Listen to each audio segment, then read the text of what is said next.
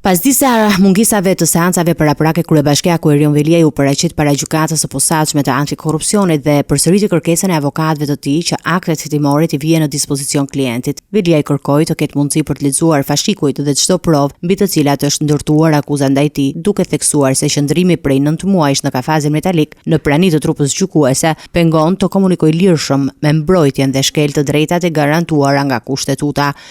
Gjatë gjithë këtyre muajve kam kërkuar vetëm të drejta elementare, të drejta që Kushtetuta e Republikës së Shqipërisë ja garanton çdo qytetari pa përjashtim, por që për mua deri më sot nuk është bërë mundur t'ju ushtroj. Kam kërkuar dinjitet dhe të kem akses të plot, të pakufizuar dhe real, si dhe kohën e kushtet e nevojshme për të lexuar aktet, provat dhe çdo deklarim mbi të cilat është ndërtuar akuza që më ka sjell para jush dhe më ka vendosur në izolim. Fakti që mua personalisht nuk më është vënë ende në dispozicion një kopje fizike e akteve, si dhe koha minimale për të njohur me një akuzë të ndërtuar mbi rreth 60.000 faqe, flet qartë për fatin procedurial që po i përgatitet këtij procesi. Gjykata pranoi që Veliaj të studiojë fotokopjet e fashikujve, por jo përmes një kompjuteri, duke caktuar kështu një kompromis në mënyrën e qasjes në dokumente. Kryebashkiaku paralajmëroi se mungesa e aksesit të plot në provat e dosjes mund ta kthejë procesin nga një gjykim i drejtë në një procedurë formale, ku volumi i akteve zëvendëson dijenin dhe mungesën e aksesit, e cila zëvendëson mbrojtjen. Ai është drejtuar edhe gjykatës kushtetuese, nga e cila kërkon heqjen e masave të arrestit me burg.